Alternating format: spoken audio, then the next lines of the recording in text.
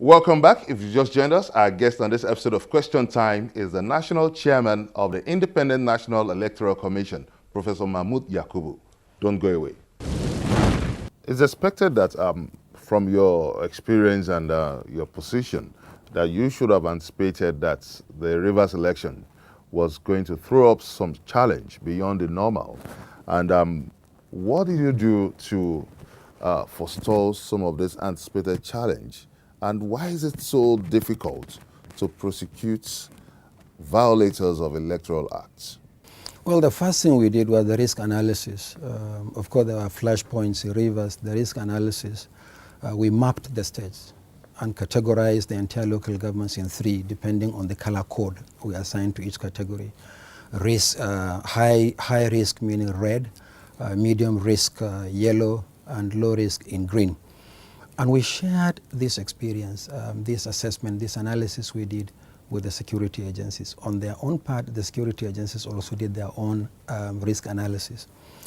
Before the election, we had a meeting with all the security agencies, as we do regularly through our Interagency Consultative Committee on Election Security. And I was constantly in touch with the Inspector General of Police himself. Recall that a week to the election, we had a joint press briefing. I talked about the preparations on the part of the Commission, and the Inspector General of Police talked about the preparations on the part of the security agencies. But ultimately, the responsibility of securing the environment for the election management body to deploy and to conduct free, fair, credible elections rests with other agencies, not the Electoral Commission.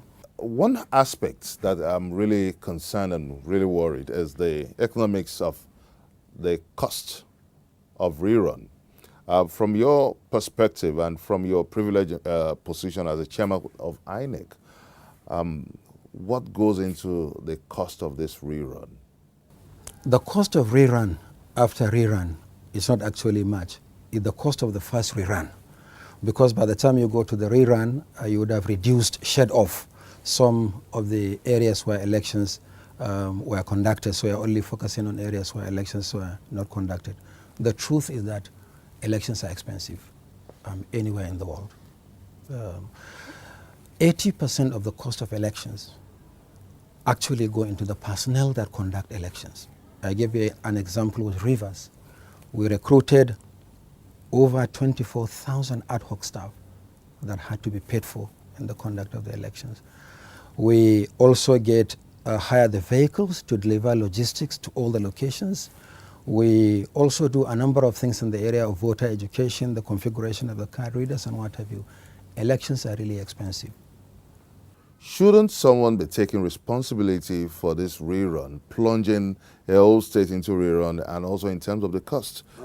Because this rerun is usually caused by a lot of agents of irregularities and also agents of violence. So why is it so difficult for INEC to prosecute the offenders of the Electoral Act?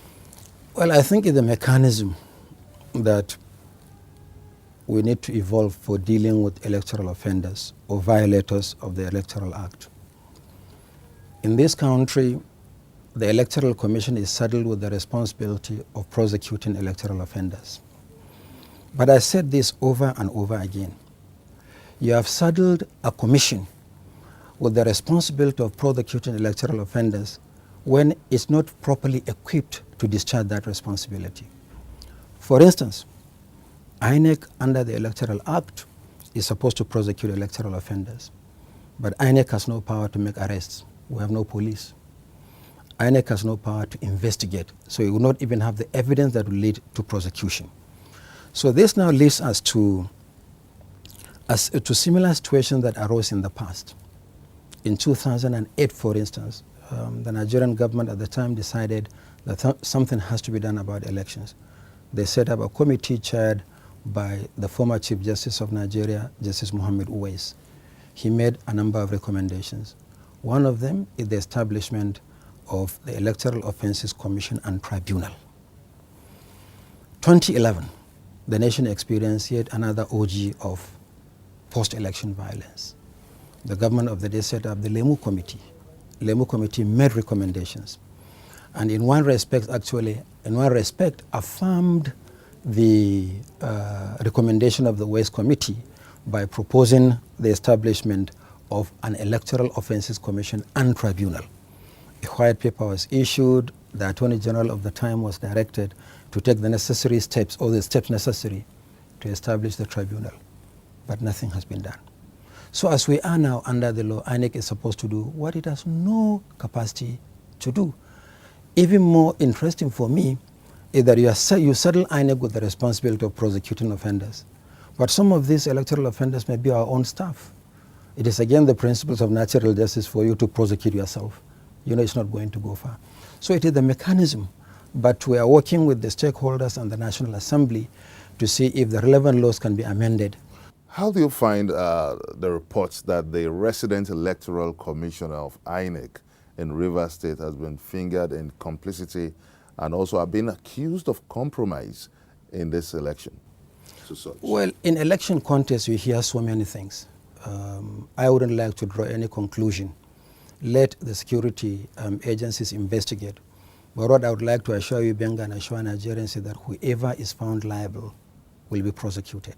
But I wouldn't like to comment on this kind of hearsay, the kind of thing that you hear in an electoral context like of this nature. Let us allow the security agencies to investigate, to arrest, to investigate, and prosecute. And we are going to stand by the security agencies in the prosecution of anybody, whether it is our staff or not our staff, including those who have engaged for ad hoc election duty, because on election day they are also our own staff. So I would like to comment on speculations and insinuations. It will not be helpful. Let us investigate and get to the bottom of the matter, and then whoever is found culpable will be prosecuted. You may also join in this conversation by sending us your comment on our various social media platforms showing on your screen. Coming up on Question Time, how prepared is INEC for the forthcoming elections in Edo, Ondo, next year in Anambra, Ekiti, and Osun in 2018? Find out from the National Chairman of INEC, Professor Mahmood Yakubu, after the break.